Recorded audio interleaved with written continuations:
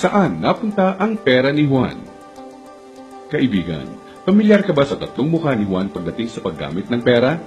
Alam mo bang may pagkakaiba sa ugaling pinansyal si Juan mahirap, middle class at mayaman? Sobrang simple lang ng mga pagkakaibang ito. Magtataka ka kung hindi lahat ng tao pamilyar dito. Mga simpleng diskarteng dahilan kung bakit ang mahirap lalong humihirap, ang middle class stressed out at walang oras, at ang mayaman lalong yumayaman. Kung matagal mo lang tanong ang mga ito, mag-e-enjoy ka sa mga facts na hinanda ko para sa iyo. Sabay nating hihipan ng mga kumakalat na outdated na information tungkol sa pag-manage ng pera ngayon. At as a bonus, titignan din natin kung may pag-asa pa ba sa panahon ngayon ang simpleng Juan na umasenso at yumaman. Halika't isa-isa natin silang tignan. Magsimula tayo sa regular na araw ni Juan Mahirap. Gigising siya sa umaga at magmamadaling pumasok sa trabaho, kung swerteng may trabaho nga siya. Madalas, contractual. Minimum wage. Minsan, less than minimum pa. Masipag at matyaga naman siya. Pagtitisa ng traffic at ang sumpong ng boss na masungit. At pagkatapos magbanat ng buto buong araw, uuwi ng pagod. Magpapahinga para ulitin lahat ito kinabukasan. Gagawin niya ito ng araw-araw para sa kapos-saktong sweldo. Tama ka, di na ito bagong istorya. Ano nga ba ang diskarte ni Juan Mahirap pagdating sa pera? Bago ang pag-iipon para sa pangkabuhayan, madalas nauuna ang Jollibee dito, sini doon, at ang silent killer ng bulsa. Bili ng kung ano-ano, kung saan-saan, kahit di kailangan. Mga abubot. Bakit? Kasi may sale, surplus, ukay-ukay, at tiyanggihan. Minsan lang at mura lang naman ang kadalasang mga dahilan, bibili kahit di naman kailangan. Ang resulta, wala pang A15 o A30, ubos na ang pera. Kaya uutang na lang. Gusto naman magbago ng buhay ng mahirap na Juan, pero magpapaulit-ulit ang kalagayan niya hanggat di niya nakikitang patong-patong na gastos ang bigay ng abubot niya, na pag naipon, pwede nang puhunan sa negosyo. Pero hindi masamang tao ang mahirap na Juan. Gaya ng sinabi ko, mukha lang ng diskarte sa pera to. Marami sa atin ang dumaan din sa mentality ng mahirap na Juan, di nga ito kasalanan. Maaaring misinformed lang. Paano nga naman bukod sa di lahat nakapagtatapos ng pag-aaral, di naman tinuturo ang pinansyal na kaalaman sa eskwelahan. Madalas, ang ugali sa paghawak ng pera ay ang ugaling namamana lang. So, saan napunta ang pera ni Juan Mahirap? Dito na papasok ang tinatawag nating 1. Income at expense, at 2. Assets at liabilities. Huwag kang mag-alala, hindi economics class ng pinasok mo. Simple lang to. So ano nga ba ang praktikal na kahulugan ng income at expense at assets at liabilities? Unahin natin ang income. Ito ang perang pumapasok sa iyo. In short, income equals kita. Kapag lumabas naman ang pera, tinatawag natin tong expense. Sa madaling salita, expense equals gastos. Ngayon, ano naman ang assets at liabilities? Asset ang isang bagay kung binibigyan ka nito ng income o kita. At liability naman kung expense o gastos ang binibigay nito. Balik sa tanong, saan napunta ang pera ni Juan Mahirap? Ang maikling sagot, madalas mas maraming expense o gastos kesa income o kita ang mahirap na Juan. Maaring sa sahod o maliit na extra lang siya umaasa para sa income. Samantalang kaliwat kanan naman ang pinanggagalingan ng expense. Naloko na. May pag-asa pa ba ang mahirap na Juan? Malalaman natin yan mamaya.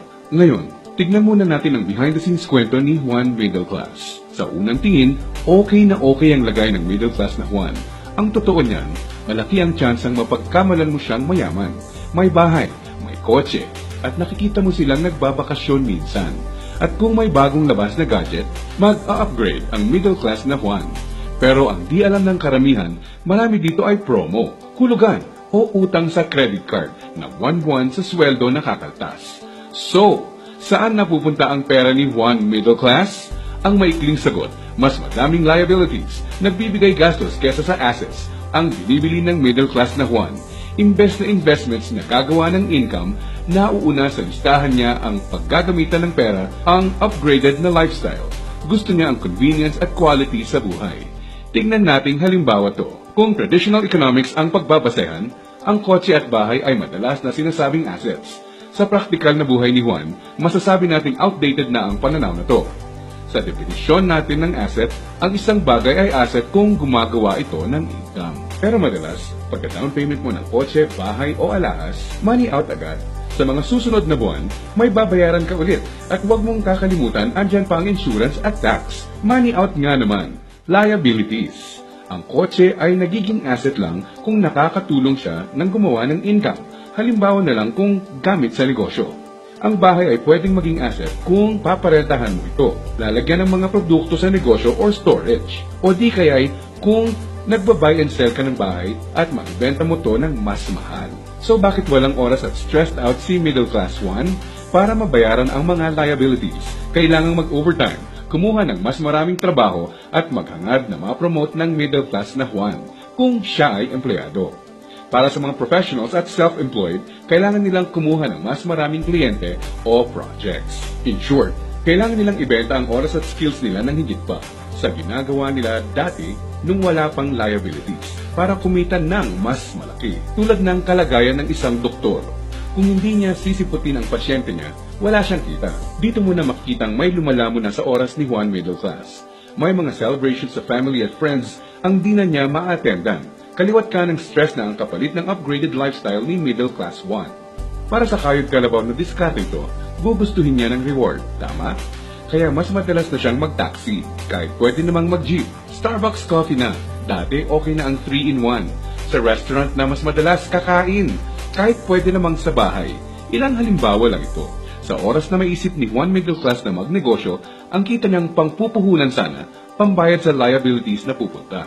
Kung tatanungin mo siya kung anong gusto niyang baguhin, madalas sasabihin niyang ibalik sa kanya ang oras niya. Mabait si Juan middle class. Gusto niya ng maganda at komportableng buhay para sa pamilya niya. Magaling din siya sa trabaho o sa propesyon niya. Sa kasamaang palad, pagdating sa pinansyal na mindset, may outdated advice at information siyang dala. Ang dating akala niyang assets ay liabilities na pala. May pag-asa pa ba si Juan middle class? Malalaman natin yan ilang sandali lang. Ngayon, tignan muna natin ang sikreto ni Juan Mayaman. Alam mo ba na madaming Juan Mayaman ang mga self-made? Ibig sabihin, bunga mismo ng sariling pagod, sakripisyo at tiyaga ang tinatamasa nilang tagumpay. Simple lang kung susumahin mo ang lifestyle niya. May time and financial freedom. Maluwag ang buhay kung may kailangan. Choice sila kung ano ang sasakyan nila, saan sila titira, sino ang makakasama at makakatrabaho nila, kailan at saan sila magbabakasyon, at iba pa. In reality, mas madami din silang tsansang makatulong sa kapwa, gaya ng pagdodonate sa charity at pagsali sa outreach programs. Balik tayo sa tanong, saan napunta ang pera ni Juan Mayaman?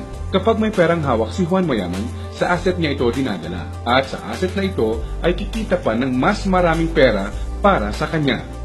At ano naman ang gagawin niya sa bagong kitang ito? Tama ka, i-invest ulit niya sa ibang asset pa. Ano ba ang mga examples ng asset na ito? Andiyan ang investments, apartment, or kotseng pinaparenta, ang edukasyon, seminar, tradings at iba pa na magtuturo sa iyo ng skills na kaya kang bigyan ng kita ay asset din. Sabi nga ng isang bumper sticker, if you think education is expensive, try ignorance. Ibig sabihin, kung tingin mong mahal ang edukasyon, subukan mo ang kamangmangan. Assets din ang mga negosyo, lalo na ang mga kumikita ng passive income. Paano ba napagtatrabahuan ni Juan Mayaman ang kanyang time and financial freedom? Ang sikreto? Passive income at leverage. Sa practical na ibig sabihin, ang passive income ay income na pumapasok kahit tapos na ang malaking parte ng trabaho mo dito. Konting oras na lang ang kailangan ni Juan Mayaman para i-maintain ang asset niya. Kahit natutulog siya, pumapasok pa rin ang kita. Hiramin naman natin kay Robert Kiyosaki ang ibig sabihin ng leverage. True leverage is the ability to do more and more with less and less. Ibig sabihin, ang tunay na leverage ay ang kakayanan na gumawa ng mas maraming gamit ang mas kaunti. Para mas madali nating maintindihan, gamitin nating halimbawa kung paano nagsimula ang isa sa mga pinakamalaking drugstore sa bansa. Marami ang nasira noong World War II.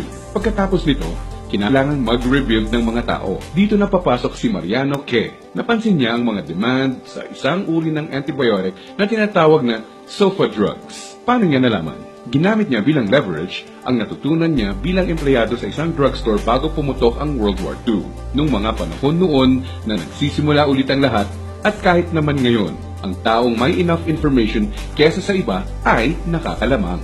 Gamit ang 100 piso, bumili siya ng sulfathiazole tablets at kumita sa paglalako nito. Ginamit niya mga unang kita niya para bumili ulit ng mga tableta na ilalako. Hindi niya ginastos sa liabilities at abubot ang mga sumunod na kita. Nag-ipon siya at gumawa ng kariton. Ginamit niya ito para makabenta ng mas marami pa. Naging asset at nagbigay ng leverage sa kanya ang kariton. Taong 1945, nakaipon siya ng sapat na pera para ipatayo ang una niyang drugstore. Pinangalanan niya itong Mercury Drug. Ngayon, kahit natutulog si Mariano, may humigit kumulang 900 na branches na at 11,000 na empleyado ang mga nagtatrabaho para sa kanya. Leverage. Dahil dito, pumapasok pa rin ang passive income sa kanya. Pwede mong gawin ang ginawa niya. Gamitin mo ang pera mo sa pagsisimula ng pagkakakitaan. Andyan lang sa tabi-tabi ang mga negosyong kayang magbigay ng passive income at leverage sa iyo.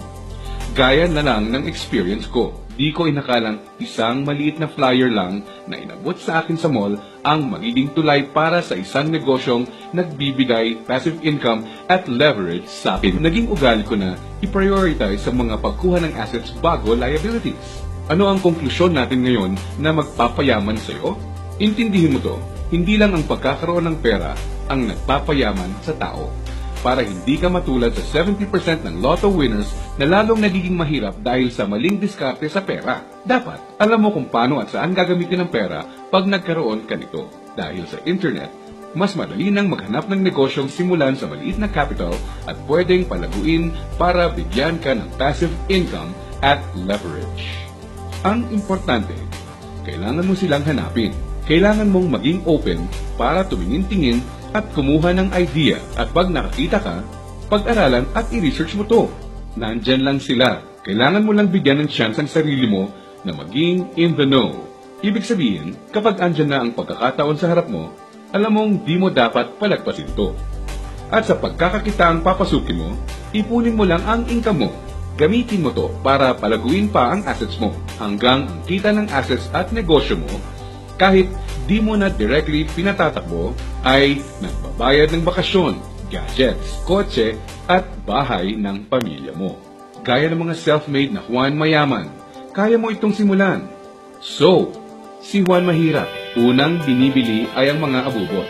Si Juan Middle Class, unang binibili ay liabilities. At si Juan Mayaman naman, unang binibili ay assets.